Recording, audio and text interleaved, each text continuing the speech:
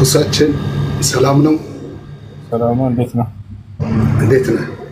አለን ሁሉ ሰላም አለን አልሐምዱሊላህ እግዚአብሔር ይመስገን። እሺ እኔ እንኳን ማውራት የምፈልገው ካንተ ጋር ማውራት ፈልጋለሁና በክርስቶስ ባህሪያት ላይ ማውራት ፈልጋለሁ ካንተ ጋር ባህሪያት ላይ። እሺ ኢየሱስ ክርስቶስ ማን ነው በሚለው ላይ ነው። ኢየሱስ ክርስቶስ ባህሪያቱ ላይ ሁለት ማንነት አለው ብዬ አምናለሁ። ባህሪያቱ ላይ ማውራት ፈልጋለሁ። ሁለት ማንነት እንዳለው ኢየሱስ ክርስቶስ ተናግሯል። መጽሐፍ ቅዱስ ላይ ጀምር ባህሪያት ላይ ማውራት የምፈልገው ስለ እስልምና አላወራ። ባህሪያት ላይ ግን ማውራት ፈልጋለሁ። ኢየሱስ ባህሪያት ላይ ያልኩ አትሰማም እንዴ? ኢየሱስ ክርስቶስ ሁለት ማንነት አለ ብሎ ተናግሯል ወይ? ባህሪያቱ ላይ ነው ያልኩ ያለሁት።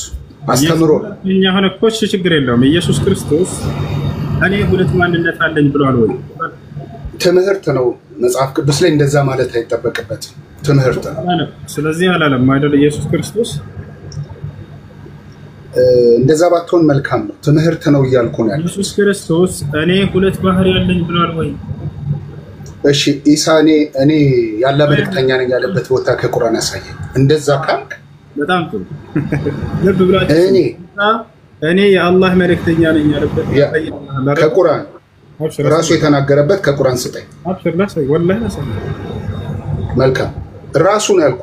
አዎ ራሱ ኢሳ ተናግሯል ማለት ነው ቁርአን ላይ ተናግሯል። ማሳየህ ነው ማስረጃ ነው። ይገርማል። ኦኬ እሺ ጋር አዳም ነገር ፕሊዝ ይተርጋለት ያ ፕሊዝ የማይሆን ቤት ነው የመጣው። እሺ ቁርአን ይዛል ወይንስ ላውጣልህ? ተሽናለ ሚዩት አታድርጉ። ራሴን ሚዩት አደርጋለሁ። እሺ ጋይስ እሺ ቁርአን ይዛል ላውጣልህ ወይንስ አንተ ታነባለህ? ታውጣለህ እስቲ ማውጣት ትችላለህ። መጀመሪያ ግን እሺ አውጣሽ። ቁርአን እንዴት ነው የወረደው ነው? ማን ነው ተናጋሪው ነው? ወይ ኢሳ ወይ ጥያቄህን አትቀይር። ምንድነው ያለው በቁርአን ላይ አለ ኢሳ እኔ የአላህ መልእክተኛ ነኝ ያለበት ቦታ አለ ወይ ነው አልኩ አይደለ? ቃል በቃል ኢሳ የኢሳ ንግግር አለ ወይ? አዎ ላሳይህ ነው። እሺ ሱራ ምዕራፍ 61 ቁጥር 6 ላይ አውጣ አንሎ አይ ቲንክ ገብቷል። ጥያቄ ምን እያልኩ እንደሆነ የገባኝ ይመስላል። አዎ በቁርአን ላይ ኢሳ እኔ የአላህ መልእክተኛ ነኝ ብሎ የተናገረበት ቃል በቃል አሳየኝ ብለሃል። ላሳየህ መልካም ምዕራፍ 61 ቁጥር 6 ኦኬ የመርየም ልጅ ኢሳ የእስራኤል ልጆች እኔ ከተውራት በፊት ያለውን ለማረጋገጥና ከእኔ በኋላ በሚመጣው መልእክተኛ ስሙ አህመድ በሆነው የማበስር ሲሆን ወደ እናንተ የተላኩ ያለ መልእክተኛ ነኝ ባለ ጊዜ አስታውስ ይላል። ምን አለ ኢሳ? ወደ እናንተ የተላኩኝ የአላህ መልእክተኛ ነኝ አላቸው። ከየት የመጣ ነው ሐሳቡ? ከኢሳ እሱ ማለት ካንተ ጋር ብዙ አርጊው ማድረግ አልፈልግም። ከኢሳ ያ ከኢሳ ኦኬ ይሄ ቁርአኑ በማን ዘመን ነው የመጣው? በማን ላይ ነው የወረደው? አሁን ጥያቄ ወርሱ ሁለተኛ ጥያቄ ማለት ነው። yes that's my question ቆይ አንዴ ቆይ ምንድነው ያለው በቁርአን ላይ ኢሳ ቃል በቃል እኔ የአላህ መልእክተኛ ነኝ ያለበትን ቦታ አሳየኝ ብለሃል ወይንስ አላልክ? ብያለሁ። ማይክ የኔ ጥያቄ አድምጠኝ። አዳምጥ ባክህ። በጣም ጥሩ አዳምጥ። ለዚህ ጥያቄ ራሱ ኢሳ የተናገረበትን ያው አገኘ። አሁን ጥያቄውን ሊቀይር ነው። ምን ብሎ ሊቀይር ነው? ቁርአን ከማን ነው መቼ ነው የመጣው ለማን ነው የመጣው ብሎ ሊጠይቀን ነው። ጠይቅ ያላ የኔ ጥያቄ በመሰረቱ ሁሴ እንደው ያው አንተ ፎርስ አድርገኝ ጠመዘዝከኝ እንጂ የኔ ጥያቄ ኢሳ ቁርአን ላይ ቃል በቃል ያው የቃል በቃል ጥያቄ ስለሆነ ማለት ነው ቃል በቃል ተናግሯል የሚል ጥያቄ ነው። ይሄ ተናጋሪው ሌላ አካል ራሱ አላቸው እያለ ኢሳ እኮ ነው ተናጋሪው።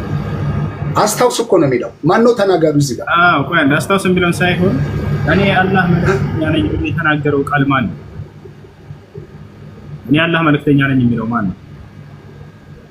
እዚህ ጋር የኢሳን ሐሳብ ይዞ መጥቶ ነው ማን ነው እኔ አላህ ነኝ ያለው? አላህ ነው ይሄን ያለው ወይስ ደግሞ ነብዩ መሐመድ ሰለላሁ ዐለይሂ ወሰለም ናቸው ወይስ ዒሳ ነው? እኔ አላህ መልእክተኛ ነኝ የሚለው ጅብሪል ማን ነው? ኦኬ መልካም። ይሄ ሐሳቡ እንትን ነው ላይክ ጅብሪል አመጣ ቃሉ ከዛ በኋላ በመሐመድ አፍ የተነገረ ነው። ማን ያመጣው አይደለም ጥያቄ። እኔ አላህ መልእክተኛ ነኝ ብሎ የተናገረው ማን ነው? እሺ የኢሳን መጽሐፍ ስጠኝ። ይሄንን የተናገረበትን የኢሳን መጽሐፍ ጠየቀው። ምንድነው? ከቁርአን አሳየኝ ነበር። አሁን ደግሞ ከቁርአን አልፈልግም ከኢሳ መጽሐፍ ስጠኝ አለ። ኧረ ተው እባክህ ነው ወላሂ ትልቅ ሰው አይደለም ሙስዬ፣ በጣም ትልቅ ሰው ነው። እሱ ኦኬ እኮ ረጋ አዳም። እሺ ምን አለ ቅድም ከቁርአን አሳየኝ አለ። አሁን ደግሞ ከቁርአን አልፈልግም ከኢሳ መጽሐፍ አሳየኝ። እሺ ቀድም የተጠየቀውን ጥያቄ መመለስ ትችላለህ? እግዚአብሔር አጋንንትን ከምን እንደፈጠረ ተናግሯል መጽሐፍ ቅዱስ ላይ ያወራል። ለኛ ማወቅ ባለ ያው ይናገራል። ለኛ ማወቅ ባለብን መልክ ይነግረናል። መላእክቱን ዕብራውያን 1 ላይ ገባ ስለ ልጁ እያለ ያወራል። ዕብራውያን 1 ጋኔን ከምን እንደተፈጠረ ይናገራል።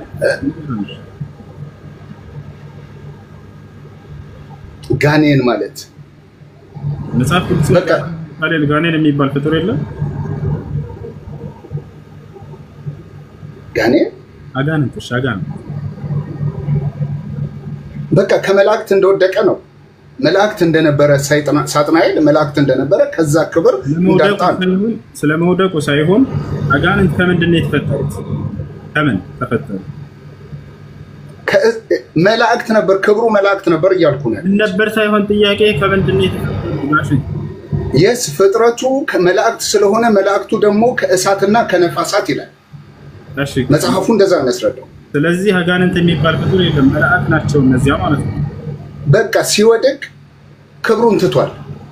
የነበረውን ክብር ትቶ ወደቀ። እሺ መላእክትና አጋንንት አንድ ናቸው ማለት ነው እንደ ክርስትና? ያስ ኖ በመጀመሪያ ክብሩ በመጀመሪያ ክብሩ ከመውደቁ በፊት ሕዝቅኤል 12 ማንበብ ትችላለህ። እሺ መልአክ ነበር አይደለም? የስ በመልአክ ክብር ነበር እያልኩ ነው ያለሁት። በጣም ጥሩ። እሺ ከምንድን ነው የተፈጠሩት እነዚህ? ስለዚህ አጋንንት የሚባል ፍጡር ራሱን የቻለ የለም፣ ክርስትና አያውቅም። እነዚህ አጋንንት አይፈጠርም። ኦኬ መላእክት ነበሩ።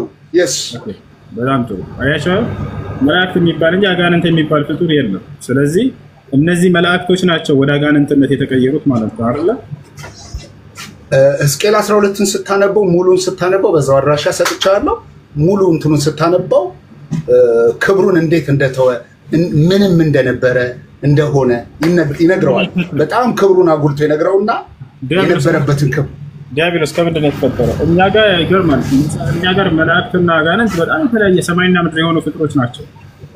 ለማንኛውም እነሱ ጋር አንድ ናቸው። መልአክ ነው ወደ ጋኔን ያገኘው እያለን ነው። አጋንንት ከምንድን ነው የተፈጠረው? ማስረጃ ውስጥ ነው። መልካምሽ እኔ አጋንንትን እግዚአብሔር አልፈጠረም። ክብሩን ትቶ ስለወረደ አልፈጠረም ሲጀምር ማለት ነው። እኔ ማመልከው አምላክ መላእክትን ፈጥሯል። ከዛ በኋላ ግን ክብሩን ትቶ በገዛ ፈቃዱ ወርዷል ስለተመኘ ማለት ነው። የማይሆን ክብር አጋንንቶችን እግዚአብሔር አልፈጠራቸውም ማለት ነው። እግዚአብሔር አጋንንት ብሎ የፈጠረው ፍጥረት የሚያሳይ አንድም ክፍል የለንም መጽሐፍ ቅዱስ ላይ። በጣም መላእክት አድርጎ ግን እንደፈጠረ ስለ መላእክቱ ይላል። መናፍስት አገልጋዮችንም የእሳት ነበልባል የሚያደርግ ይላል። እሺ ኢየሱስ ክርስቶስን ስለ ኢየሱስ ክርስቶስን ነው። እሺ ስለ ኢየሱስ ክርስቶስ እኔ እናንተ እናውራ። በጣም ጥሩ። ኢየሱስ ክርስቶስን ማርያምና ወንድሞቹ ምናምን ምን ብለው ነበር የሚያምኑት? እብድ ነው ብለው ያምኑ ነበር አይደለ? በይቅርታ ጋር መጽሐፍ ነው። ስለ ኢየሱስ ክርስቶስ እናውራ። አሁን እንዲያሉት የሚለውን ተወውና ምርና ምን ብለው ነበር በዘመኑ ያሉት? መጀመሪያ ክፍሉን ጠቅሰን እናውራ እና ጊዜ እብድ ነው ብለው ያምኑ ነበር እንጂ አምላክ ነው ብለው ያምኑ። መልካም እሺ፣ ክፍሉን ጠቀሰውና አይ ነው ቦታውን አውቀዋለሁ። በአውዱ መሰረት እናንብበው። አይሽ በአውዱ መሰረት እናንብበው። ካንተ ጋር ነው የማወራው። እሺ ኢብራሂም ጋር ደግሞ በቤቱ ገባል። ግን ካንተ ጋር እኔ ማውራት የምፈልገው ኢየሱስ ባህሪያት ላይ ባወራ ደስ ይለኛል። ወላሂ እስኪ በደስታ አምላክ አስብዬ እኮጣለሁ። የአምላክ ባህሪ ያለው አስብዬ አስወጣለሁ።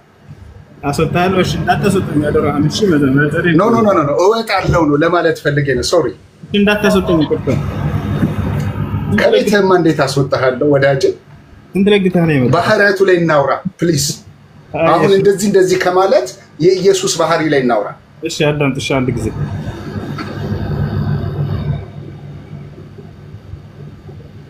إنه مختل ብለው የተናገሩበትን ማርቆስ 3:21 ነው።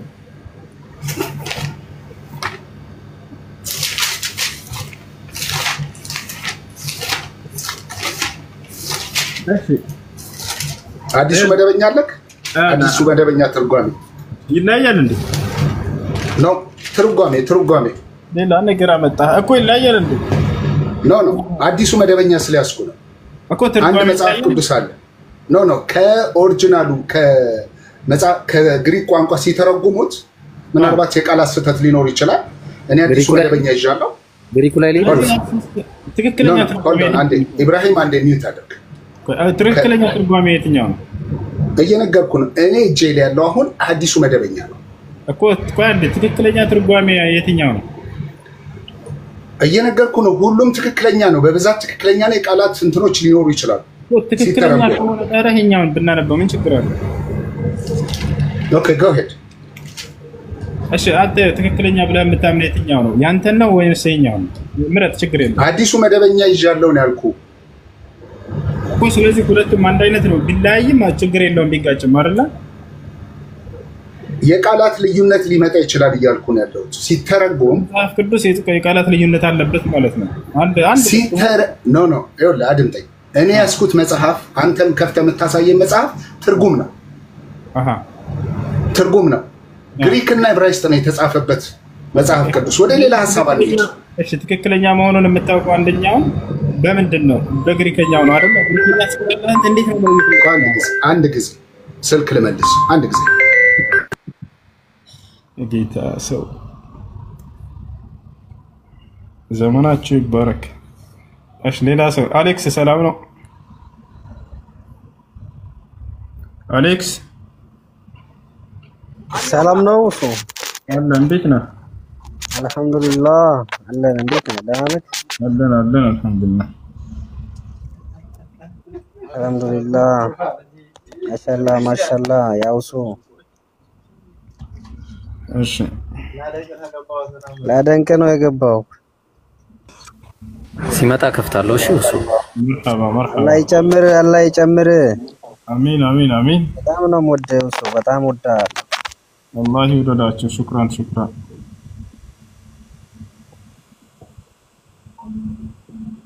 እሺ ሌላ ጥያቄ ያለ ካለ መቀጠልች። አሰላሙ አለይኩም ወራህመቱላሂ ወበረካቱህ። እኔ 3 ጥያቄ ነው ያለኝ። የመጀመሪያው አምላካችን አላህ በፈጠራቸው ፍጡራኖች ላይ የሚምለው ምሳሌ በየውመል ቂያማ ምናምን በጨረቃ በከዋክብት ይምላልና እሱ ምክንያቱ ምንድነው? እሺ አላህ ሱብሓነሁ ወተዓላ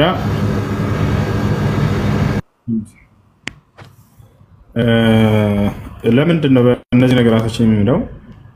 አንደኛ እነዚህን የፈጠራቸው እርሱ መሆኑን ሊገልጽልን ዘንድ ነው። እነዚህ ታላላቅ ፍጥረታቶች ያስገኛቸው እርሱ ነው። ሁለተኛ ከመሐላ በኋላ በጣም አሳሳቢ የሆነ መልእክት ሊያስተላልፍልን ስለፈለገ ነው። አንድ አካል ዝም ብሎ ከሚነግረን ወሬና ምሎ ከሚነግረን የትኛው ነው በጣም ትኩረት የሚሰጠን? ምሎ የሚነግረን አላህ ሱብሓነሁ ወተዓላ የሆነ ቦታ ላይ ምሎ ካያችሁ ከዚያ በኋላ በጣም አሳሳቢ የሆነን መልእክት ሊያስተላልፍልን መሆኑን ትረዳላችሁ። ለዚህ ነው ብለው ዑለሞች ተናግረዋል። መርሐባ። ሌላኛው ደግሞ ኡሉል አዝም የተባሉ ነብያቶች ማለት ነው። ኡሉል አዝም መባላቸው ሁላቸውንም ተመሳሳይ ባህሪ ያመለክታል ማለት በኡሉል አዝም በሚለው። ኡሉል አዝም ማለት የቁርጠኝነት ባለቤት ማለት ነው። ያ ማለት ባስተምሮ ጊዜያቸው ትዕግስት ጥግ ላይ የደረሱ ታግሰው በህዝቦቻቸው ተፈትነው በጣም ታግሰው የነበሩ ታላላቅ ነብያት ናቸው። ሁሉንም ያጠቃልላል። በእርግጥ ይህ ለየት ተደርጎ የሚሰጠው ለአርዕስቶቹ ነው። ኡሉል ዐዝም ተብለው የተገለጹት እነርሱ ናቸው። ሌሎች ነቢያቶች አልታገሱም ማለት አይደለም። በደረጃ መበላለጣቸው ሊታወቅ ይገባል። ነቢያችን ሰለላሁ ዐለይሂ ወሰለም፣ ሁለተኛ ኢብራሂም ዐለይሂ ሰላም፣ ሶስተኛ ሙሳ፣ ከዚያ በኋላ ኑህ እና ዒሳ ዐለይሂ ሰላም እነዚህ ናቸው። አላህ ሱብሓነሁ ወተዓላ እነዚህን በሱረቱል አሕዛብ ላይ እና በሱረት ሹራ ላይ በአንድ ገልጿቸዋል። ከነዚህም ከባድ የሆነ ታላላቅ ቃል ኪዳን ይዣለሁኝ ያለ ይናገራል። የቁል አላህ ሱብሓነሁ ወተዓላ ወኢዝ አኸዝና ሚነ ነቢይነ ሚሳቀሁም ወሚንከ ወሚን ኑሕን ወኢብራሂመ ወሙሳ ወዒሳ ብን መርየም ወአኸዝና ሚንሁም ሚሳቀን ገሊዛ ይላል። አላህ ሱብሓነሁ ወተዓላ ብናላ ከነቢያቶች ሁሉ ቃል ኪዳንን በያዝኩኝ ጊዜ አለ። በተለይ ደግሞ ሙሐመድ ከአንተና ከአብርሃም ከሙሴና ከመሲሁ ከኖህ ከእናንተ በተለይ ከባድ የሆነን ቃል ኪዳን ይዣለሁኝ እያለ ይናገራል። በሌላ ቦታ ላይ አላህ ሱብሓነሁ ወተዓላ በሱራ ሹራ ላይ እነዚህ ነቢያት በአንድ ሲጠቅሳቸው ምን ይላል? ሸረዐ ለኩም ሚነ ዲን ማ ወሳ ቢሂ ኑሐን ወለዚ አውሐይና ኢለይከ ወማ ወሰይና ቢሂ ኢብራሂመ ወሙሳ ወዒሳ ይላል። እነሆ ይህን እስልምናን ሃይማኖት ዛሬ ለእናንተ ደነገግኩላችሁ፣ ከዚህ በፊት ደግሞ ኖህን፣ አብርሃምን፣ ሙሴ፣ መሲሁን ወይም ክርስቶስን አዝዤባቸው የነበረውን ሃይማኖት ያንኑ ኢስላምን ራሱ አዘዝኳችሁ እያለ ይናገራል። እሺ ይህ ነው። እሺ ቴንኪው እስዬ ስለጠበቀኝ ማለት ነው። እሺ ማርቆስ ወንጌል ምዕራፍ 3 ላይ ያለውን ሐሳብ ነው ያነሳውና ከፍቼዋለሁ። ምን ይላል? ላምበብ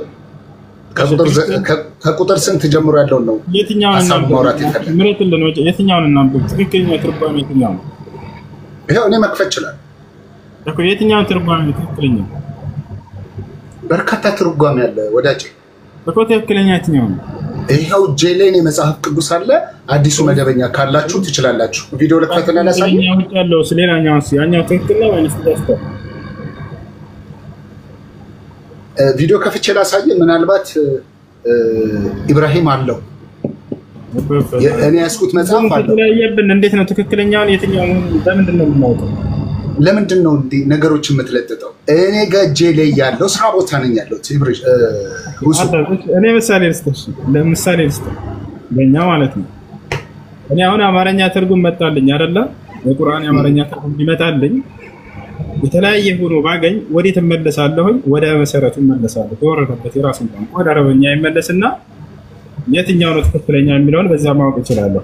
አንተ የተለያየ ትርጉም ቢሰጥህ የትኛው ትክክል መሆኑን የምታረጋግጠው በምንድን ነው? የተጻፈበት ቋንቋ አልኩህ እኮ ግሪከኛ ነው እንዳትል፣ ግሪከኛ አታውቅም። ዕብራይስጥኛ ታውቃለህ? እነዚህ ሁለቱን ቋንቋዎች አንተ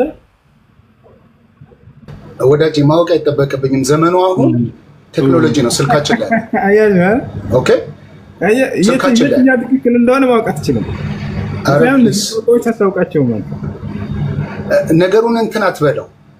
አሁን ያሰብከውን ነገር እናንሳውና ይሄውን የመጽሐፍ ቅዱስ የለበት እጄ ላይ አዲሱ መደበኛ አለ። አየሽ፣ አዲሱ መደበኛ አለ። ከፍቼ ማንበብ እችላለሁ። ምን እያለ ነው መልዕክቱ?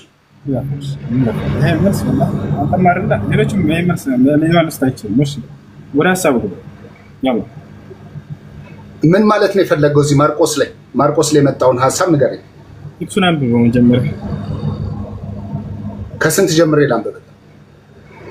እሺ አብዳል ተብሎ የተገለጸበት ያው እና ዘመዶችም ሰምተው አበደ ብለው ሊይዙት መጡ ይላል። ማን ናቸው እዚህ ጋር ዘመዶቹ አበደው? ከ21 ራይት፣ ከ21 ነው እንትን ያልከው።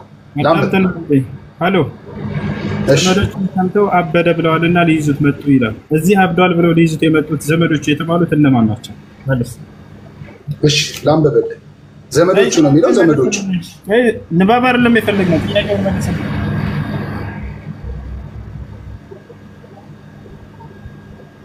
ማናቸው ዘመዶች እዛ አብዷል ብለው ሊይዙት ሰብስበው ሊሄዱ የመጡት?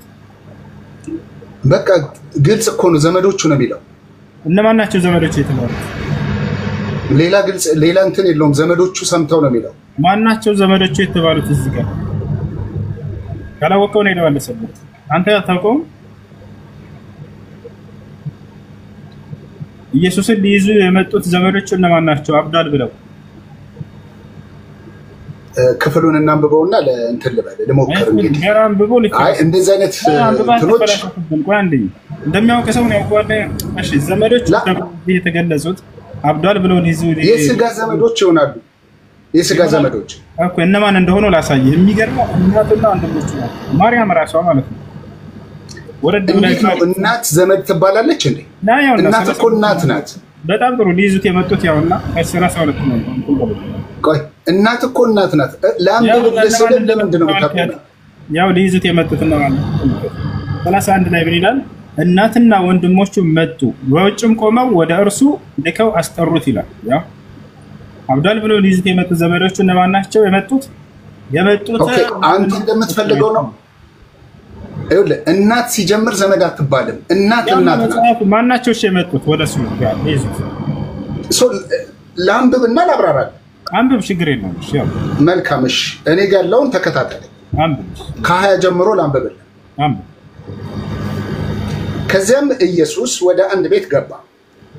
እርሱና ደቀ መዛሙርቱ ምግብ መብላት እንኳ እስኪሳናቸው ድረስ ሕዝቡ እንደገና በብዛት ተሰበሰቡ። ሁኔታውን የሰሙ ዘመዶቹ አእምሮን ስቷል በማለት ይዘውት ለመሄድ ወዳለበት መጡ። አሜን። ሁኔታውን የሰሙ ዘመዶቹ በጣም ብዙ ሰው ስለተሰበሰበ ማለት ነው። ከኢየሩሳሌም የመጡ ጸሐፍትም ቡኤልዘቡል አድሮበታል፣ አጋንንትን የሚያወጣው በአጋንንት አለቃ ነው አሉ። እስቲል የሰዎች ሐሳብ ነው።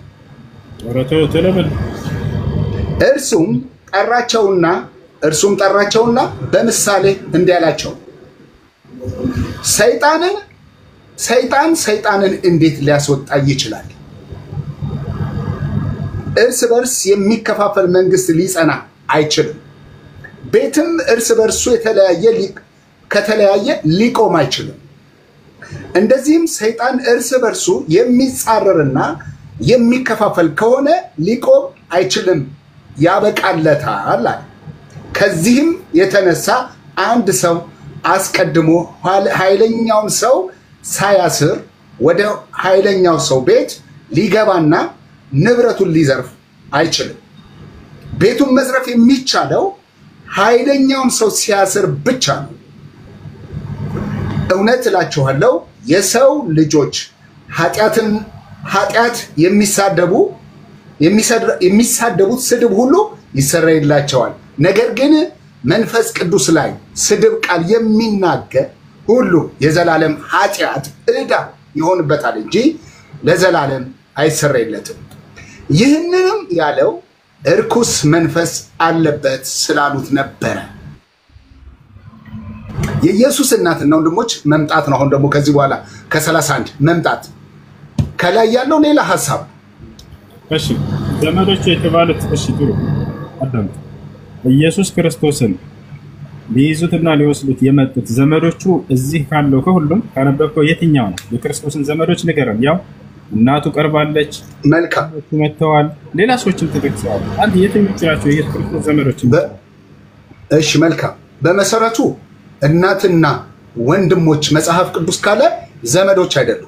እዚህ ጋር እንደ አውድ እናትና ወንድም ዘመድ አይደለም። አልጠየቅኩም። እሱ ሊይዙት የመጡት ዘመዶቹ ማን ናቸው? በአውድ መሰረት አውድ በቃ ዘመዶቹ ብሏል። ይኸውልህ እሺ መልካም ዘመዶቹ ብሏል መጽሐፍ ቅዱስ። ምናልባት ከዮሴፍ ወገን ሊሆኑ ይችላሉ፣ ምናልባትም ከማርያም ወገን ያሉ የቅርብ ሰዎች ማን ናቸው? እዚህ ጋር ከተጠቀሱት ከአውድ ላይ ኢየሱስን ሊይዙ የመጡት አልተናገረም። መጽሐፉ እስካሁን ባነበብኩት ክፍል ላይ ዘመዶቹ ከሌ ብሎ አልተናገረም። ነገር ግን ሊይዙት መጡ ይለናል። ያውና የመጡት ከነዚህ ውስጥ ማን መጣ የሚለውን ወደ እርሱ ገልጾልናል።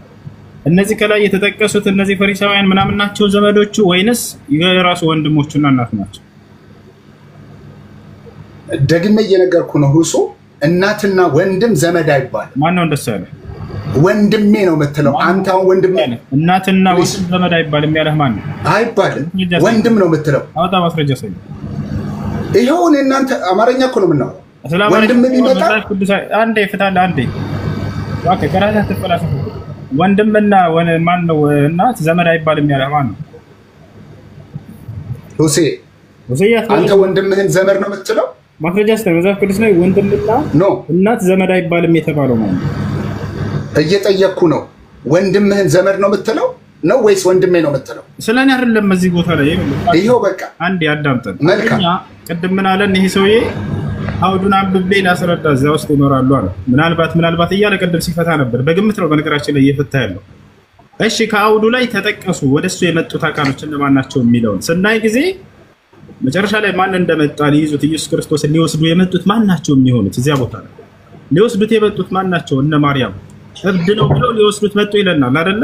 እነዚህ ሊወስዱት የመጡት አካሎች ማን ነው ብለን ስናይ ከታች ማርያምና ወንድሞቹ ብሎ ገለጻቸው። ማርያምና ወንድሞቹ ብሎ ገለጻቸው።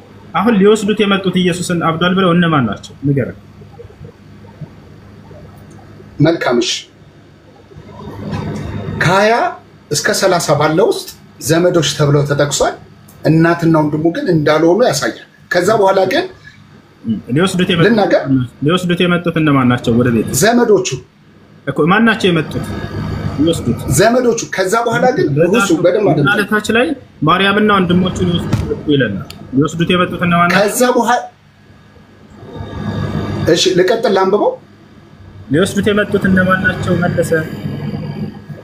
ይኸውልህ ደግሜ ላንብብልሽ። ከዛ በኋላ ሊወስዱት የመጡት እነማን ናቸው?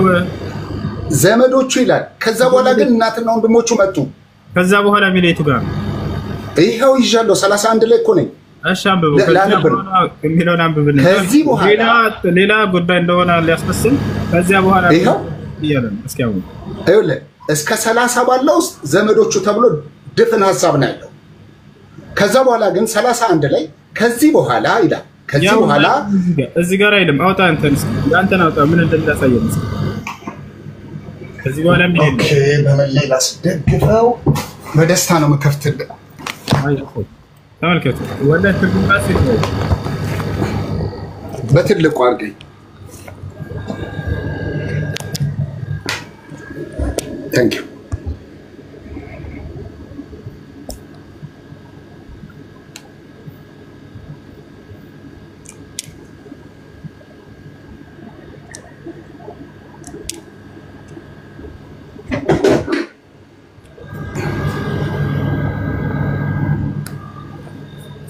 ሰላሳ አንደኛው እሺ 31 ላይ ነኝ። እዚህ ድረስ ያለውን አንብቤልሃለሁ። ከዚህ በኋላ ይላል። እዚህ በኋላ ይላል። ቆይ አንዴ 1954 ነው። 1954 ነው። እኔን ነው? አዎ አልያዝኩም። አዲሱ መደበኛ ነው ያዝኩት እያልኩ ነው ካሉት። አውጣው አለ አውጣው። አዲሱ ትርጓሜ 1954 ያውጡልሃል። ማማለህ 1954 ይሄን ሐሳብ ድፍን ነው ሐሳቡ አልኩ። 1954 እናውጣለን። አንድ ያውጡለት 1954 ተመልከቱ። መጽሐፍ ቅዱስ እርስ በራሱ ይጋጫል። ያው እና ይታያል እዚህ ጋር እናትና ወንድሞቹ ይላል። ከዚህ በኋላ የሚለውን አሳየን። እዚህ ጋር እናትና ወንድሞቹ መጡ፣ በውጭም ቆመው ወደ እርሱ ልከው አስጠሩት ይላል። ልቀጥል። የትኛው ነው የትኛው ትክክለኛ 31 ማለት ነው? ትክክለኛ ትርጓሜ የትኛው ነው? የኔን በትልቁ አድርገኝ። ትክክለኛ ትርጓሜ የትኛው ነው? ንገረን። በደንብ የተብራራ መጽሐፍ ይኸው እኔ እጄ ላይ አለ። 54ቱ አዎ ጥሬ ነው እንትኑ። ስለዚህ 54ቱ ተሳስቷል ሲተረጎም አንድ አዳምጠና ነው ተሳስቷል አይደለም። ሁሱ በደንብ አድምጠኝ። ሁለቱም ትክክለኛ መጽሐፍ ነው። የትርጓሜ ግን እሺ ይኸውልህ እኔ አሁን ያዝኩት ይሄንን ነው። ይሄን መጽሐፍ ነው ያዝኩት እጄ ላይ ያለው ማለት ነው። መጽሐፉ ሲተረጎም የቃላት ኢረር ይኖራል። እሺ የማብራራት ኢረሮች ይኖራሉ። እሺ አንዴ አዳምጥ። ይሄ ደግሞ እኔ ተመችቶኛል። ጥሩ የቃላት ኢረር ያደረገው የትኛው 1954 ነው ወይስ ያንተ ነው? መልስልናል። እኔ እንግዲህ ይኸው 1954 ይኸውልህ እንትን ነው ላይክ እንዴት ልበል እንዴት ላስረዳ? ደስ ያለህና ወደ አማርኛ ትርጉም ሲተረጎም አንዳንድ ስህተቶች ዘመኑን ያልዋጀ የአማርኛ እንትኖች የቃላቶች ይኖሩታል። በጣም ጥሩ ዘመኑን ያልዋጀ ተሳሳተ ትርጓሜ ይተረጉሙ ይችላሉ። መሳሳቱንና ለመሳሳቱን አንተ በምንድን ነው ልታውቅ የቻልከው? በእናት ቋንቋ በጣም ጥሩ የእናት ቋንቋው ነው አሁን በምን ቋንቋ ነው የተጻፈው አዲስ ኪዳን በጣም ጥሩ መጣሽ የእናት ቋንቋ ምንድነው አዲስ ኪዳን አዲስ ኪዳን ግሪክ ባውጣና ግሪከኛውን ይሄን ቃል የትኛው እንደሆነ ትክክለኛው ሆነ አሳየን ግሪከኛውን ኦኬ ግሪከኛ እንግዲህ እኔ ማንበብ አልችልም እና እንዴት አወቅ ሊቃውንቶቻችን ሁሱ በደንብ አድምጠኝ ሊቃውንቶቻችን ዘመኑን የዋጀ ትርጓሜን ተርጉመውልናል አንተ ተረተና አቋርጥና ክፈተው ግሪከኛ ተረባ እየተፈቀው ነው በዚህ እንስማማለን ይሄው ኢብራሂም ልታስረዳን ዘንድ በምንድነው የምትረዳው የምታውቀው ስለህ በግሪከኛው አልከኝ ምንም ወራት ታብዛና ግሪከኛውን ክፈት ባክ እንጂታችንን አትበል ኦኬ አንተ ክፈት አንተ ነው የምትከፍተው ኢብራሂም ይክፈት አንተ ነው የምትከፍተው ኢብራሂም ይክፈት ራስህ ነው የምትከፍተው በትናም በብል ግሪከኛው ያላ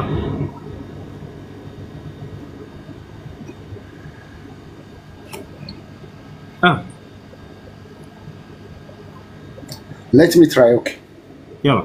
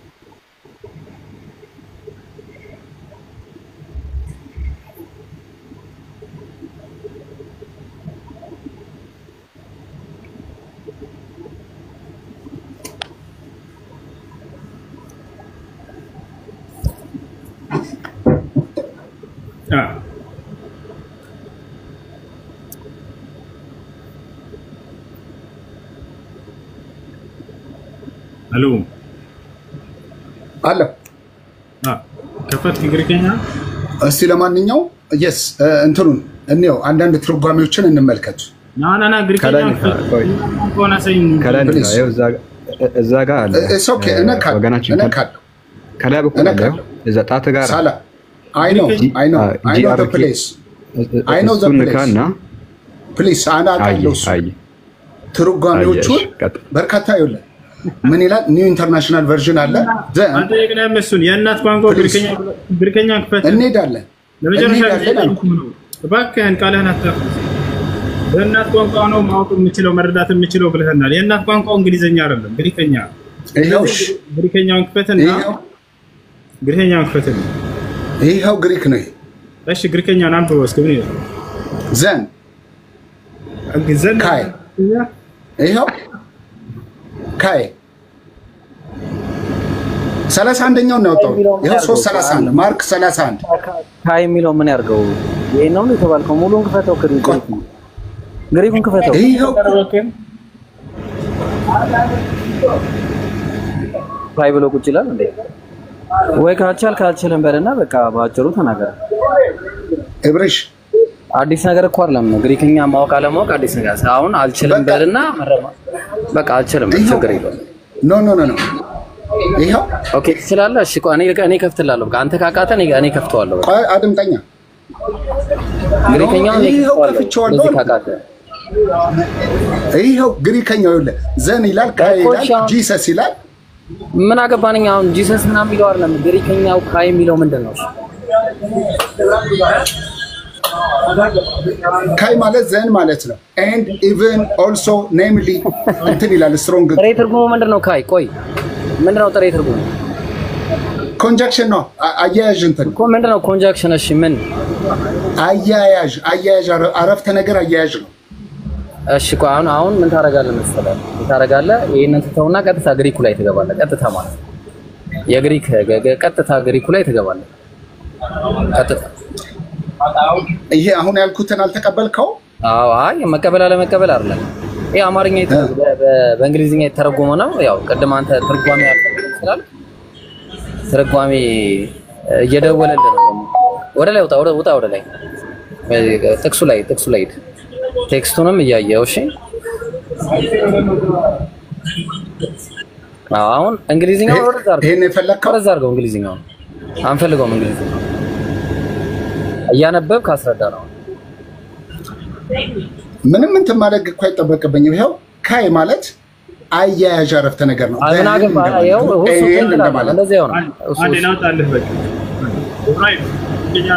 ለምን ብልከኛን ማውጣት ትችላለህ? ይሄው እኮ አውጣሁት። አንዴ ትልቅ ያድርግልህና ቆይ አባ አረቱ አይደለም ብልከኛ طلع له باللغة اليونانية فقط يلا. يهو أنبب لنا. يهو أنبب. I can't see. ግሪክኛ አልችልም። ይኸውልህ ካይ የምትለው ኢንጀክሽን ናት። አያይዝ አረፍተ ነገር ናት። ይሄ ምንድን ነው? ይሄ ምን አልከኝ? ይችኛዋ ምንድን ነች?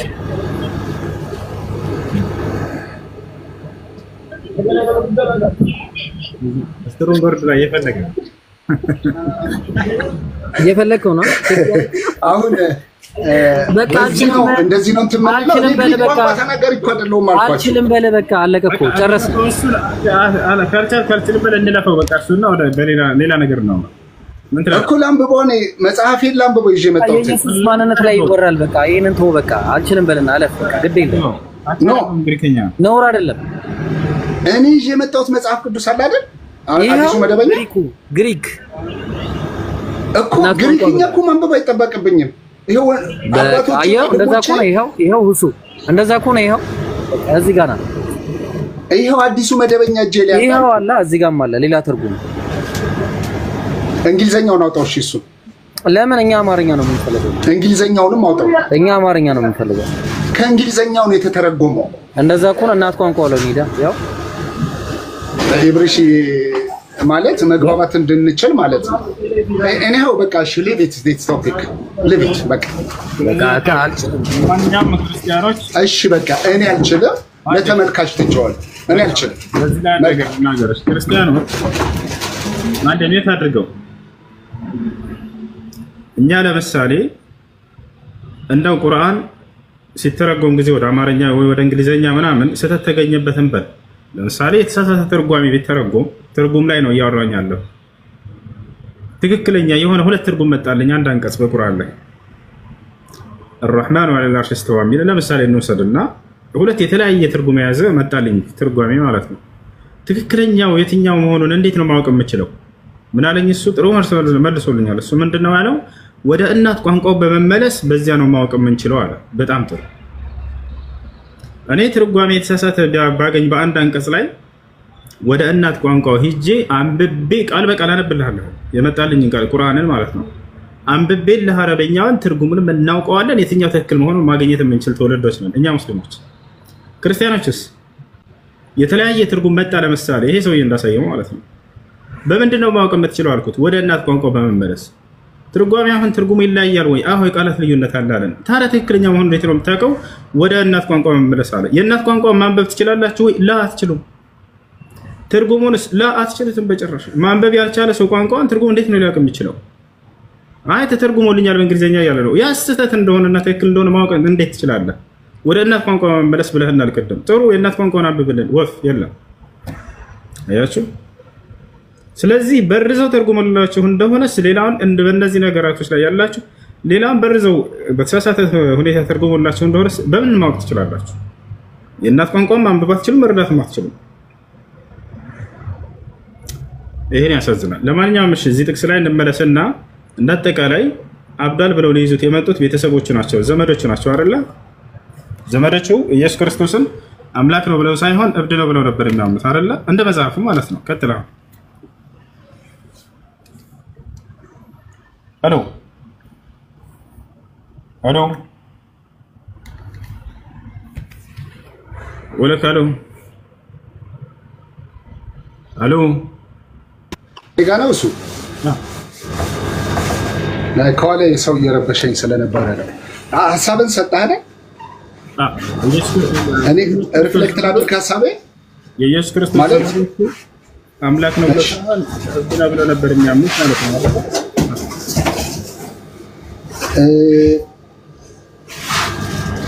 አምላክ ነው ብለው ታልናልክ አንዴ ይቅርታ አድርግልኝ ወገናችን። ማርቆስ ወንጌል ምዕራፍ 3 ቁጥር 21 ላይ ሁሱ ዘመዶቹ ሊይዙት መጡ የሚለውን ተፍሲሮቻቸውን ማየት ካስፈለገ አሁን አንተ ራስህ የከፈትከው ዌብሳይት ውስጥ ዘመዶቹ ሲል የተፈለገበት እናትና ጓደኞቹ ናቸው ተብሎ ተተርጉመዋል። አስፈላጊ ከሆነ አሁን አንተ የከፈትከውን እዛው ከፍቼ ዘመዶቹ ሲል አንደኛዋ እናቱ ሁለተኞቹ ጓደኞቹ ናቸው ተብሎ ቃል በቃል ተጽፈዋል። ማንበብ አለብኝ ላሳያችሁ። አውጣለት ወይ ራስህ ታውጣለህ ና ትልቁ ላይ እናድርገውና ራስህ ያውጣው። ያላ ያቀደሙ ነው ያንተ የከፈትከውን ራስህ ከፈተው። ያላ ጌታ ሰው ጌታ ዘመን እሱን ከከፈተን መክፈት ይችላል። የዛሬው ቀን ያንተ አይደለም የጌታ ሰው ተበልተሃል።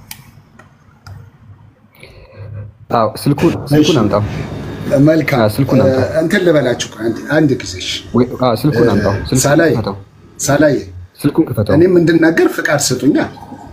ሐሳቤን ሪፍሌክት እንዳደርግ አሁን የከፈትከውን እከፍታለሁ፣ ግን ሐሳቤንም ሪፍሌክት እንዳደርግ እየሰጣችሁ ቶሎ እሱ መጨረስ አለብን። ኖ እኔም አንተ የምትፈልጉትን ነገር ነው የምታነሱት። ዘመዶቹ እናትና ጓደኞቹ ናቸው። ይሄንን ታምናለህ ወይስ ትከፍታለህ? እና ይዋለን ይሄው ይላል። አይዞህ እዚህ ጋር የሚላል ዘመዶቹ ይሄን እመና። ቅድም ሁሱ ሲነግር አይደለም ብለዋል። አንተ የከፈትከው ዌብሳይት ውስጥ እና ዘመዶቹ ሲል እናትና ጓደኞቹ ናቸው ተብሎ ተተርጉሟል። አይደለም ዘመዶቹ እዚህ ጋር ነው። ክፈተው። እዚህ ጋር ነው። ክፈተው። እሺ ስልኩን ክፈተው። ከፍቻለሁ እኮ አምጣው። ስልኩን አምጣው። ይኸው መልካም ስልኩን ሳላ ይሄው ስልኩን ወደዚህ አድርገው ፕሊዝ። እዚህ ጋር አድርገው። ስልኩ ወደዚህ አምጣው። ሁለተኛውን ስልኩን አምጣው። የከፈተው አላዘጋችሁኝም? እንደሄንን ክፈተው። ችግር የለውም። እንግሊሹን ነው የምናነበው። ኮሜንተሪ ውስጥ ግባ። ኮሜንተሪ የሚለውን ንካ። ማርቆስ ወንጌል 3:21 ኮሜንተሪ የሚለው ምኑ ጋር ልንካለ? ኮሜንተሪ የሚወጣበት ቦታ ክፈታ። ወረታች መጨረሻ ኮሜንተሪ ይሆናል። ኮሜንተሪ ላይ ወይ አንደኛ ላይ ወደ ላይ ሂድ። ወደ ላይ ይሄው COM ኮሜንተሪ ይሄው COM ይሄ ኮሜንተሪ እሱን አሁን ውረድ። እዚህ ጋር ይሄው እዚሁ ጋር ናና ኤሊኮት ኮሜንተሪ ፎር እንግሊሽ ሪደር ይሄው ማርቆስ ወንጌል ውረዳውን ይሄው ምንድነው የሚለው? there came then his brother and his mother ነው የሚለው። ወንድሞቹና እናቱ መጣች መጡ ነው የሚለው። ጥቅሱን 3:21 ላይ አድርገው። ጥቅሱን 3:21 ላይ አድርገው። 3:21 ላይ 31 ይሄ 35 3:21 ላይ ሐሳብ ነው ያለው። yes ዘመዶቹ ነው የሚለው እኮ እዚህ አይደለም። ይኸውልህ 3:21 ዘመዶቹ ስለተፈለገበት እነማን ነው የሚለው ነው የምናየው። ሁሱ ና አንተም ስማኝ። 3:21 ነው አይደለ? አሁን ዘመድ የሚለው ቃል ነው 3:21 ላይ 3:21 yes ዘመዶች ይላል። ዘመዶቹ እነማን ነው? ዘመዶቹ ግን ሳላ የሥጋ ዘመዶች መክፈት ያለብህ የ3:21ን ነው የምከፍተው። የ3:21ን ማብራሪያ ነው የምከፍተው፣ የ35ቱን አይደለም። ስልኩ ወደዚህ አምጣው። 3:21 ላይ እንደዚህ ይላል። ከላይ በኩል ጥቅሱን አስተካክል። እሱን እንደዚህ ይላል። 3:21 እንደዚህ ይነበባል። እኔ ጋር ባለው ቅጂ 3:21 ላይ እንደዚህ ይነበባል። ኢየሱስ አብዷል ሲባል በመስማታቸው ዘመዶቹ ሊይዙት ወደ እርሱ መጡ ይላል። ይሄ ጥቅስ ዘመዶቹ የተባሉት በ3:21 መሰረት እነማን ናቸው ብሎ እሱ ጠየቀ አይደለ? የማርቆስ ወንጌል ምዕራፍ 3 ቁጥር 21 ምንድነው የሚለው? ኢየሱስ አብዷል ሲባል በመስማታቸው ዘመዶቹ ሊይዙት ወደ እርሱ መጡ ይላል። እዚህ ቦታ ላይ ዘመዶቹ የተባሉት እነማንን ነው? እያለ ያለው ይሄ ኮሜንታሩ እዚህ ጋር ያለ ምንድነው የሚለው እዚህ ቦታ? and when his friends ጓደኞቹ or ዘመዶቹ right literally goes from him ከእርሱ ሆነ ማለት ነው። ከዛ from his home ከቤተሰቡ as mother wait listen as the mother and the brother are mentioned later እናቱና ወንድሞቹ ከዛ በኋላ ተጠቅሰዋል ይላል። ከዛ በኋላ of course እዚህ ፍሬንድ ሲል ከቤተሰቡ የሆኑ እዚህ ቦታ ላይ ጓደኞቹ ሲል የተፈለገበት ከቤተሰቡ ነው። ከቤቱ እንደውም ቤቱ የራሱ ከቤተሰቡ yes ከቤተሰብ ማለት ነው የሚለውን ሲዘረዝር ማዘር ይላል። ሁላችሁም ተመልከቱ። ማዘር and brother እናትና ወንድሞቹ ናቸው ቤተሰቡ ሲል ወይ ጓደኞቹ ወይ ዘመዶቹ ሲል የተፈለገበት አለ። ሊትራሊ ቃል በቃል አለ የተፈለገበት የሱ ከቤተሰቡ የሆኑ እናትና ጓደኞቹ ናቸው ማለት ተፈልጎ ነው ብሎ ያስቀምጣል። መልካም ያለው ተፍሲሩ የራሳቸው ዌብሳይት ላይ ሁሉ የተናገረው ቃል በቃል ተፍሲር ላይ ተቀምጧል። ይሄን ይመስላል። ሁሉ ቀጥል። ከዛ በኋላ ስለመገለጹ ነው የሚናገረው እንጂ ዘመዶቹ እናትና ወንድሞቹ እንዴት ነው ዘመድ ሊሆኑ? ተፍሲሩ የ21 ነው የ35 አይደለም። ቁጥር 21 እዛ ጋር ተጠቅሷል ቢልስ ሳላይ ቁጥር አይደለም ቁጥር 21 ነው። ይሄው የ35 አይደለም። አድምጠኝ እሺ ቆይ አድምጠኝ። ይሄን ልክ ነው አይታችሁ አይታችሁ የተናገረው እዚህ ጋር እሺ ይሄን ይመስላል። እሺ መልካም ተጠቅሷል ሚል እዚህ ጋር 21 ላይ ዘመዶቹ ይላል። ዘመዶቹ ማለት የሥጋ ዘመዶች ማለት ነው። በዙሪያ ያሉ ዘመዶች ናቸው። ከዛ በኋላ ግን እናትና ወንድሙ ደግሞ ሌተር ተጠቅሷል። ይሄው እኔ እኮ አልተጠቀሰም ማለት ነው አይደለም። ኧረ አንተ እንዴት ነው የምትተረጉመው? እንግሊዝ ተጠቅሷል 31 ላይ እንግሊዘኛ ሁላችንም እሱ 35 ነው። ቁጥር አይታይህም? ቁጥር አይታይህም እንዴ? እሺ ቁጥር 35 ነው። 35 ላይም ተጠቅሰዋል። ግን የቁጥር 21 ዘመዶቹ ስለተፈለገበት እናትና የገዛ ወንድሞቹ ጓደኞቹ ናቸው ተብሎ ቃል በቃ ተጠቅሰዋል። ስለዚህ ምንም ላደርጋችሁ ይሄን ይመስላል። እናንተ እንደዚህ ነው ብላችሁ ካመናችሁ እኔ ደግሞ መጽሐፌን የማምነው በሌላ በእናንተ ማይንድ አንድ ቆይ ትልቁ ላይ አርጉኝ እንደውም ቆይ ትልቁ ላይ አርጉኝ ይጨምርልኝ ቃል በቃል እንዳትክድ ትልቁ ላይ አርጉኝና እንመልከት። ሶሪ አንዴ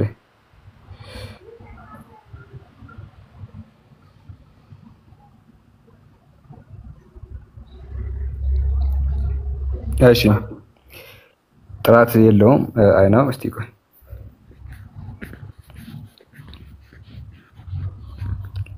ካምብሪጅ እዛው የከፈትከው ላይ ካምብሪጅ ባይብል ፎር ስኩልስ ኤንድ ኮሌጅስ when his friends ዘመዶቹ ሲል not the apostles ሐዋርያት ማለቱ አይደለም አለ አይደለ? እንግሊሽ ነው ማንንም ይረዳል እዚህ ውስጥ when his friends ዘመዶቹ ሲል ሐዋርያት ማለት እኮ አይደለም አለ ዘመዶቹ መጡ ሲል but his relatives ግን የቅርብ ዘመዶቹ ማለት ነው። including እነዚህን ጨምሮ አለ his brethren የእርሱ ወንድሞችና and his mother ምን ማለት ነው?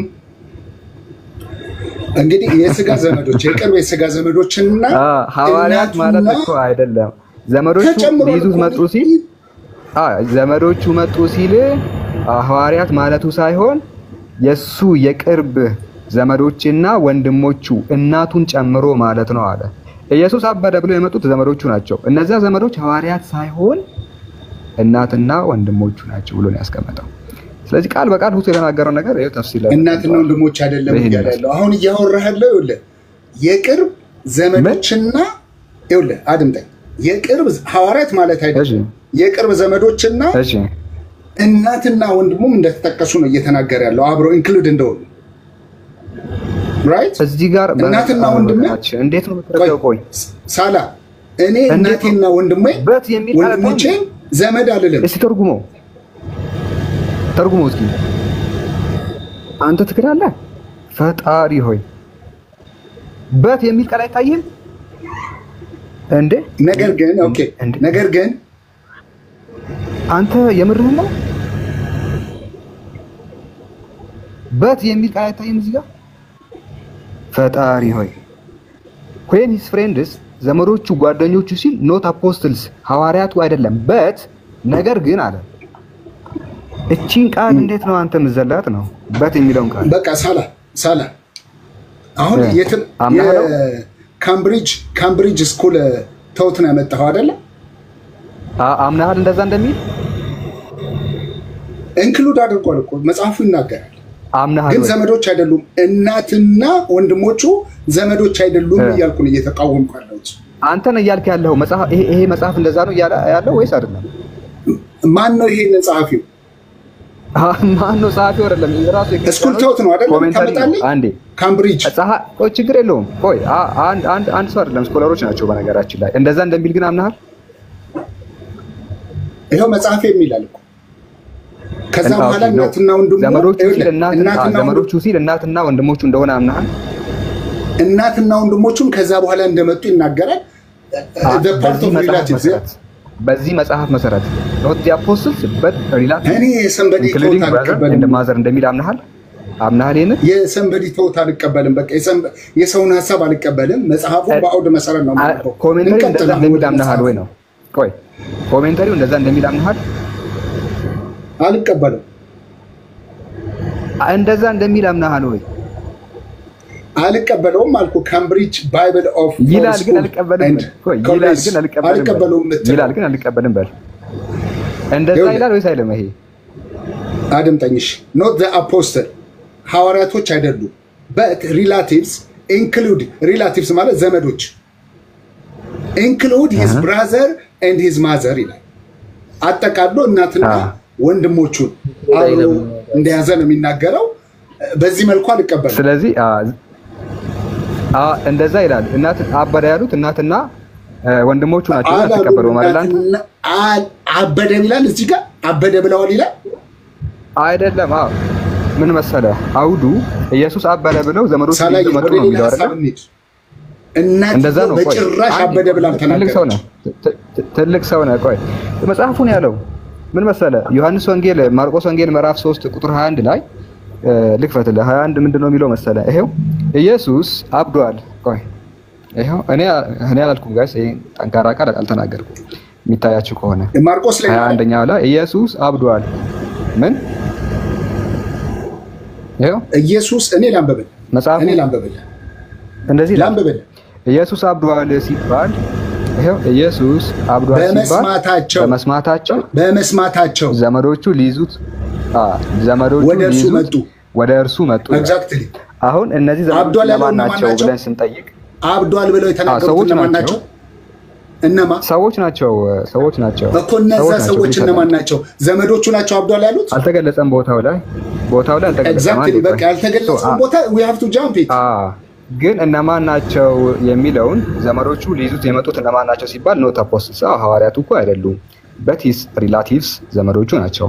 including እነዚህን ያጠቃልላል። his brethren የሱን ወንድሞች ያጠቃልላል and his mother እናቱንም ያጠቃልላል። ሊይዙት የመጡት አበደ ተብሎ እነዚህ ናቸው። ባጭሩ ይሄን ይመስላል። ኢብሮ ቀጥል። አይ ወይሳላ ለጠይቀ ነው እዚህ ጋር ሊይዙት ታዲያ ለምን ይመጣሉ? አብዷል ብለው ካላሰቡ ለምን መያዝ ያስፈልገዋል? ያላበደ ሰው ካላመኑ ለምን ይመጣሉ? እኔ እንደዛ ነው ማስበው። ያ ምናምን ሙጀስም ስለሚለው የሚያደርጉትን እያየው ዝም ብል ከኔ ላይ ሐራም ይሆንብኛል። የሚያደርጉትን ሐራም ነው። እሺ አካላዊ ጉዳት የማያደርሱብሽ እስከሆነ ድረስ አይ ይሰድቡኛል ይተቹኛል ምናምን ብሎ ዳዕዋን ማቋረጥ ተገቢ አይደለም። አንቺን እንገድልሻለን ብሎ የተነሱ ከሆነ የዛኔ በራስሽ ላይ አደጋ የሚያመጣን ነገርን ሰብሮ ታደርጊያለሽ። በሌላ መንገድ በተቻለሽ አቅም ሰዎችን ከአንድ በአንድ በተናጠል ሊሆን ይችላል ዳዕዋ ቀስ እያደረግሽ እንትን ማለት ትችላለሽ። ያ ነው። እሺ ኢየሱስ ሰላም እንዴት ነህ?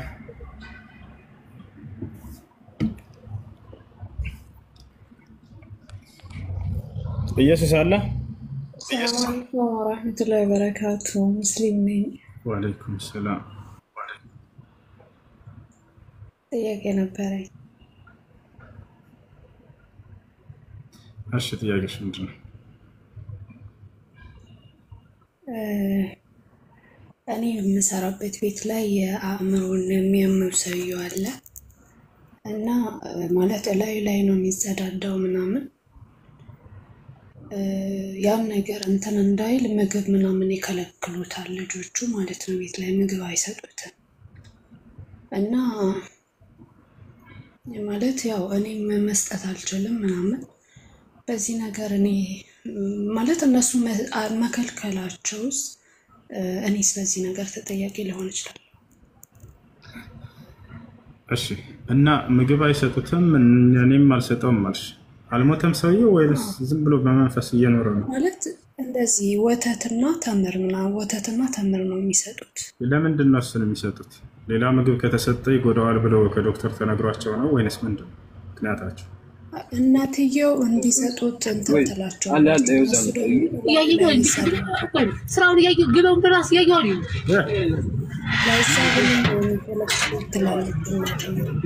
ድምፅሽን ከፍ አድርጊያለሁ። አርነት የሚረብሽ ሰው ካለ ምናሽ እናትየው እንዲሰጡት እንትን ትላለች። ትልቅ ሰው ናቸው ያኔ በቃ ልጆቹ ደግሞ እንትን እሺ ስለማይሏት ታወራለች። እናትየው ላይ ስለሚሸና ነው ለዛ ነው እንደዚህ የሚያደርጉት ምናምን ትላለች። እሺ ይህ ከጤና አንፃር አስበው ነው እነዚህ ልጆች ወይንም ዶክተር ነግሯቸው ነው እንደዚህ አይነት ምግብ መግቡት ብለው ለይተው ነግሯቸው ወይንስ እንዳይበላሱን ለመጉዳት አስበው ነው? እናትየው ያለችው በቃ ስለ እንትን ስለሚል ነው መቆጣጠር ስለማይችል ነው እንደዚህ የሚያደርጉት ብላ ታወራለች። እሺ የትኛውን ይዤ ልመልስልሽ ስለ ሰውየው? የእናትየው ማለት እኔ ተጠያቂ ልሆን እችላለሁ በዚህ ነገር? ይሄን ምግብ ለይተው ወይ እንዲህ አይነት ምግብ ስጪ ብለው አዘውሽ ከሆነ ከጤና አንፃር ይሄ ነው ለሱ የሚጠቅመው አሁን ላይ ራሱ መቆጣጠር ስለማይችል ተብሎ ተነግረው ከሆነ የዛኔ በታዘዝሽው መሰረት አድርጊላቸው። ያኛው ምግብ የከለከሉበት በእርሱ ላይ ጉዳት የሚያመጣበት ከሆነ እንዳትሰጣት ትችያለሽ። አውቀው ሆን ብለው እሱን ለመጉዳት አስበው ከሆነና እሱን የሚጎዳው የሆነ ምግብ ከሆነ ያንን የሚጠቅመው ምግብ እየከለከሉት ከሆነ በቻልሽው አቅም ለሰውየው የሚጠቅመውን አንቺ የዛኔ አዘጋጅለት። ኢንሻአላህ። ሌላ ሁለተኛ ጥያቄ እዚህ እጃዛ ቤት ምናምን ከሴቶች ጋር አብረን ስንኖር የሆነ ፕሮግራም ምናምን ሊኖር ይችላል ወይ ሰርግ ወይ የሆነ መልስ ብቻ እንደዚህ አይነት ፕሮግራሞች ይኖራሉ። እዛ ፕሮግራም ላይ ወንድም ሴትም ይኖራል እና ጭፈራ ምናምን አለ ምናምንና እዛ ላይ የሆኑ ንቃብስቶች ያኔ ሙስሊሞችም አንድ ላይ ነው የሚሆኑት። እዛ ጋር የሚጨፍሩትም ንቃብስቶች ቁጭ ብለው ቪዲዮ እየቀረጹ ምናምን ከነሱ ጋር አብረው ነው የሚሆኑት። ያኔ ይሄ ነገር ለምን መገኘት የለባችሁም አይፈቀድም ምናምን ብለን ስናወራ አይቀበሉንም። እኛ እኮ አልጨፈርንም ቁጭ ብለን አየን እንጂ ምናምን ይላሉ። ግን ደግሞ እዛ ጋር ቁጭ ብለው ቪዲዮ ያነሳሉ ምናምን ያኔ አብረው ነው ያሉት። ይሄ ነገር እንዴት ነው? እሺ ሙስሊም ወንጀል ከሚሰራበት ቦታ ከተቀመጠ ለአንድ ምክንያት ብቻ ነው። እሱም ምንድነው? እነዚህን ወንጀል የሚሰሩ ሰዎች ሊገስጻቸውና ሊመክራቸው ብቻና ብቻ ነው። ከዚያ ውጭ ግን እነዚያ ሰዎች ጋር በምንም ምክንያት ሊቀመጥ አይችልም። قال النبي صلى الله عليه وسلم من رأى منكم منكرا فليغيره بيده فإن لم يستطع فبلسانه فإن لم يستطع فبقلبه وذلك أضعف الإيمان. قال الإمام النووي رحمه الله تعالى قوله عليه الصلاة والسلام من لم يستطع فليكره بقلبه أي ليتجنب المكان الذي فيه يعني منكر. إمام نبينا صلى الله عليه وسلم حديث لا يمنعه كأن أنت مدفون نجر في السراء يعيسو من يدرقارو كجاله بجي استبابلارو ይህን ማድረግ የሚችለው የሀገር መሪ ወይንም ደግሞ እናትና አባት ናቸው። የሀገር መሪ በሀገሪቱ ላይ መጥፎ ነገር ሲሰራ ካየ ሄዶ በኃይል ያንን መዝጋትና ማስወገድ ይችላል። ሁለተኛ ደግሞ እናትና አባቶች በልጆቻቸው ላይ ስልጣን አላቸው። ልጆቻቸው መጥፎ ነገር ሲሰሩ ካዩ በእጃቸው አምጣ እያለች እናት እንጥቅ ታደርጋለች። አባትህ አምጣ ብሎ ይገርፋል። ይሄንስ እናንተ ማድረግ ትችላላችሁ ወይ? በጓደኞቻችሁ ላይ እዛ በጉልበት ሄደሽ እንትን አታያቸው። ታዲያ ወደ ምን እናድርግ ከተባለ ነብያችን ሰለላሁ ዐለይሂ ወሰለም ቀጣዩን መፍትሄ አስቀመጡ። መጥፎን ነገር አይታችሁ በእጃችሁ ማስወገድ ካልቻላችሁ በአንደበታችሁ አስወግዱ አሉ። ምን ማለት ነው? በአንደበት ማስወገድ ማለት ነው ያንን መጥፎ ነገር መጥፎነቱን ኃጢአትነቱን መግለጽና ለሰዎች ከዚያ ነገር እንዲጠነቀቁ እንዲቆጠቡ ማስተማር ማለት ነው። ይህን ማድረግ ነው። ይህን ያልቻለ ሰው فإن لم يستطع فبقلبه አሉ። ይህን በአንደበቱ ማስተባበል ያልቻለ ሰው በልብ ይጥላሉ። በልብ መጥላት ማለት ነው ከዚያ ነገር ከዚያ አካባቢ ይሄድ ማለት ነው አሉ። አሁን ነው ሲናገሩ የተጀነበ المكان المنكر ያንን የመጥፎ ነገር የሚሰራበትን ቦታ ይራቅ ማለት ነው። በልቡ የጠላ ሰው እዚያ ቦታ ላይ በፍጹም አይገኝም። ቦታች አላረ አላህ ሲታመጽ እንዴት ነው ሰውየው ደስተኛ ሆኖ ቁጭ ብሎ የሚያየው? ላ በፍጹም ይሄን አያደርግም። ሙስሊም እዚያ ቦታ ላይ ይሄዳል እና እነዚህ ሰዎች እዚያ ቁጭ ብለው የሚቀርጹ ወንጀለኛ ናቸው። አመሰግናለሁ። ሶስተኛ ጥያቄ ማለት ሲወራ ምናምን ስለሰማሁኝ ነው። ወንድ ልጅ ጸጉሩን እኩል አድርጎ አለ መቆረጥ ይችላል? መሰለን ልክ እንዳንተ قال النبي صلى الله قال النبي صلى الله عليه وسلم ነብያችን ሰለላሁ ዐለይሂ ወሰለም ምን አሉ በዚህ ጉዳይ ላይ ወይንም አንድ ሱሐባ ሲገልጽ ነሃ ረሱላህ ሰለላሁ ዐለይሂ ወሰለም عن القزع የአላህ መልእክተኛ ነብዩ ሰለላሁ ዐለይሂ ወሰለም ከቀዝዕ ከልክለዋል። ما هو القزع قزع ማለት ነው። በሌላ ሐዲስ ላይ ነብያችን ሰለላሁ ዐለይሂ ወሰለም ገልጸውታል።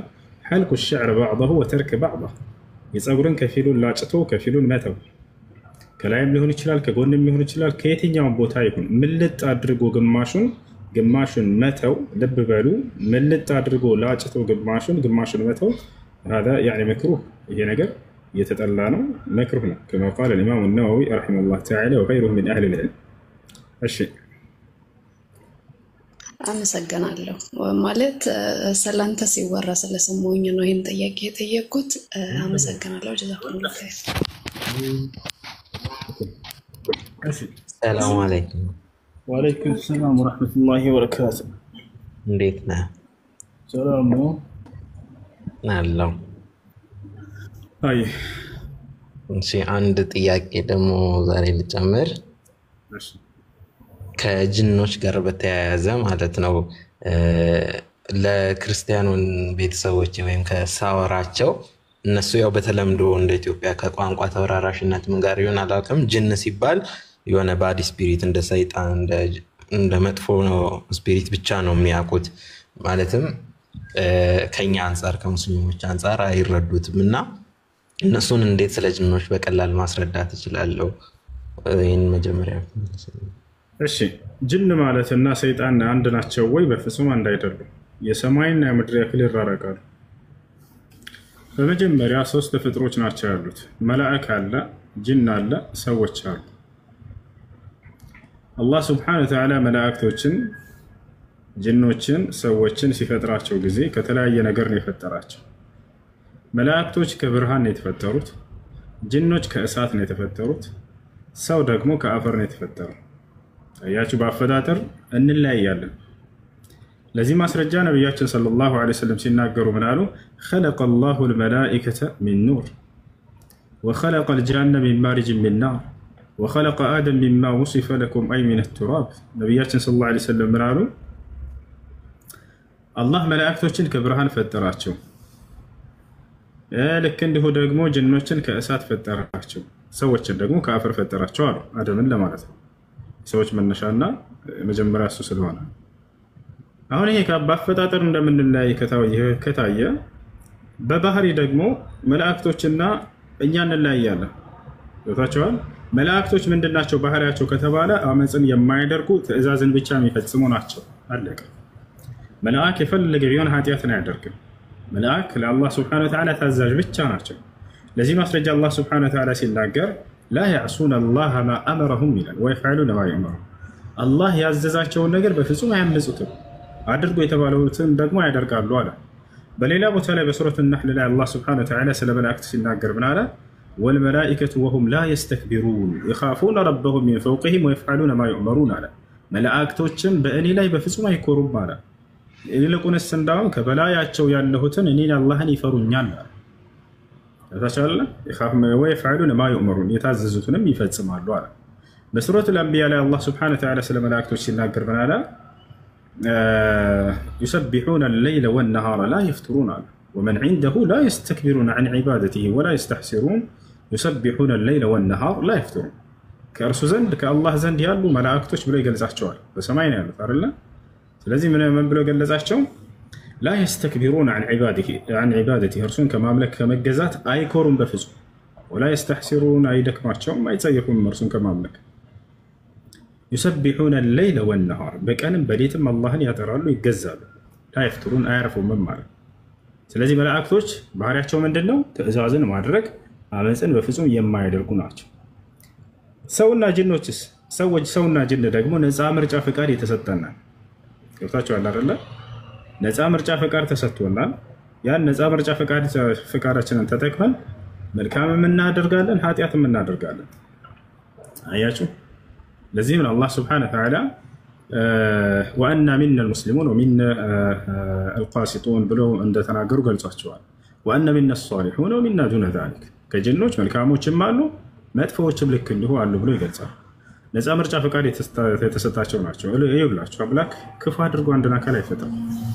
ይሄን መሰረት ያዙ። አምላክ ማንንም አካል ክፉ አድርጎ አይፈጥርም። ያን ክፋት የሚያመጣው ራሱ የሰው ልጅ ነው፣ ወይንም ደግሞ ራሱ ጋኔን ጅኖች ናቸው። ስለዚህ አላህ ሱብሓነሁ ወተዓላ ጅኖችን መጥፎ አድርጎ ፈጥሯቸዋል ወይ? ላ ሐታ ከጀነት ከሰማይ የተባረረው ሰይጣን መጥፎ ነበር እንደ መጀመሪያ? ላ መጥፎ አልነበረም መጀመሪያ። አላህን ትእዛዝ ባመፀ ጊዜ ነው ከዚያ በኋላ ነው መጥፎ የሆነው እንጂ አላህ ማንንም መጥፎ አድርጎ አይፈጥርም። ይሄ በደል ነው፣ ግፍ ነው መጥፎ አድርጎ ይፈጥረው። ፈጣሪ በፍጹም እንዲህ አላደረገም። ወይ መልካም አድርጎ ፈጥሯል እንደ መላእክቶች፣ ወይንም ደግሞ ነፃ ምርጫ ፈቃድ አድርጎ ፈጥሯል እንደ ሰውና እንደ ጅኖች። ሰውና ጅኖችም ነፃ ምርጫ ፈቃዳቸውን ተጠቅመው የታዘዙም አሉ ያመፁም አሉ። አያችሁ አይደል? ለምን ዓላማ እንደፈጠራቸው አላህ ሱብሓነሁ ወተዓላ ሲገልጽ ምን አለ? ወማ ኸለቅቱል ጂነ ወልኢንሰ ኢላ ሊያዕቡዱን አለ። ሰውንም ሆነ ጅንንም እኔን እንዲገዙኝ እንጂ ለሌላ ዓላማ አልፈጠርኳቸውም ማለት። አያችሁ? እርሱም በብቸኝነት እንዲገዙ ነው የፈጠራቸው። ከነዚህ ከጅኖች ያመፁት አካል ሰይጣን የሚል ባህሪ በእነርሱ ላይ ይውላል። ሰይጣን ማለት ነው አልኻሪጅ አን ጣዓቲላህ ከአላህ ትእዛዝ ያመፀ ማለት ነው፣ ሌላ አይደለም። ታዲያ አደምና ሐዋን ከጀነት እንዲባረሩ ሰበብ የሆናቸው ማን ይባላል? ስሙ ኢብሊስ ይባላል። ሰይጣን ምኑ ነው? ባህሪው ነው። ወፈሻላረ ወኢዝ ቁልና ሊልመላኢከቲ እስጁዱ ሊአደም ፈሰጀዱ ኢላ ኢብሊስ ካነ ሚነል ጂኒ ፈፈሰቀ ዐን አምሪ ረቢህ ይላል። ኢብሊስ ግን ከጅን ጭፍራ ነበረ ካለ በኋላ አላህ ሱብሓነሁ ወተዓላ ምን አለ? ከእኔ ከጌታው ከአላህም ትእዛዝ አመፀ አለ። የዛኔ ባመፀ ጊዜ ሰይጣን የሚለው ባህሪ በእርሱ ላይ ዋለ። አይ አልኻሪጁ ዐን ጣዓቲላህ ዐዘ ወጀል ከአላህ ትእዛዝ ያመፀ ማለት ነው። ይህ ነው። ስለዚህ ጅን ሁሉ ሰይጣን አይደለም። ወታች አይደለ? ከአላህ ትእዛዝ ያመፀ ነው የሰይጣን ተብሎ በእርሱ ላይ ይህ ባህሪ የሚውልበት ማለት ነው። እና ጅኖችን ሰይጣን ናቸው ብሎ ማሰብ ስህተት ነው። አላህ ሱብሓነሁ ወተዓላ በቁርአን ላይ ኢነ ሸይጣነ ለኩም ዐዱወን ፈተኺዙሁ ዐዱወ ይለናል። ሰይጣን ለእናንተ ጠላታችሁ ነው፣ ጠላትም አድርጋችሁ ያዙት ይለናል።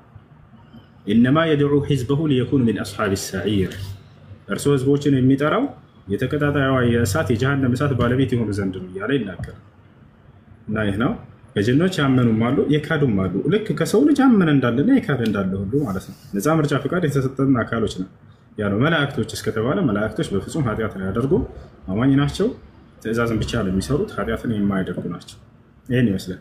እሺ አይ ጥያቄ ፖይንቱ ለነሱ በቀላሉ እንዴት ማስረዳት ይችላሉ? ምናልባት ከባይብል ወይም ፍንጭ ካለ በጠይቅ። ከእስልምና አንጻር አይደለም። አይ እነሱን ማስረዳት ነው በቀላሉ እንዴት ለነሱ ማስረዳት። በመጀመሪያ መጽሐፍ ቅዱስ እግዚአብሔር ጋኔንን ከምን እንደፈጠረው አያውቀው። መጽሐፍ ቅዱስ ከምን እንደተፈጠረው አይናገርም። ጋኔን ወይንም ጅኖችን የፈጠራቸው አምላክ እግዚአብሔር ነው ለማለት ማስረጃ በፍጹም የለም መጽሐፍ ቅዱስ ላይ። እግዚአብሔር እንደፈጠራቸው የሚያሳይ ማስረጃ አለ? ወፍ የለም፣ በፍጹም የለም። ከምንድን ነው የተፈጠሩ ጋኔኖች? አይታወቅም። መጽሐፍ ቅዱስ አያውቀውም። ይሄን መልስ የምታገኙት ቁርአን ላይ ብቻ ነው።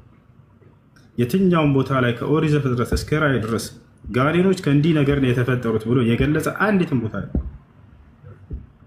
ታቻል። ስለዚህ ስለ ጅን የመናገር ሞራል የለውም መጽሐፍ ቅዱስ።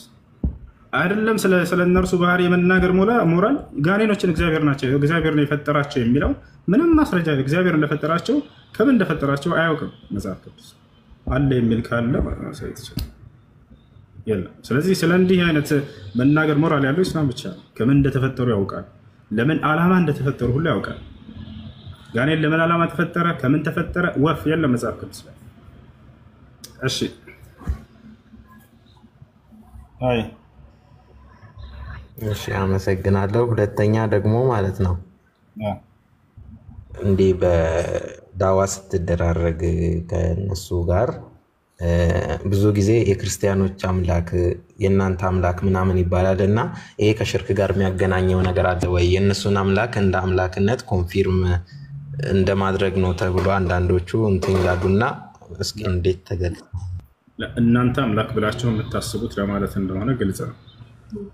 የክርስቲያኖችም ሆነ የአይሁድም የማንኛውም አምላክ የአንዱ አምላክ ነው። አብርሃም፣ ይስሐቅ፣ ያዕቆብ አምላክ የሆነው እርሱ አንዱ ብቻ ነው አላህ ሱብሓነሁ ወተዓላ እንጂ እነሱ አምላክ ብላችሁ የምታስቡት እናንተ ለማለት እንጂ ሙስሊም ልጆች በውይይት ጊዜ ይህን ቃል የሚናገሩት አይ አምላክ ነው ኢየሱስ እያሏቸው አይደለም።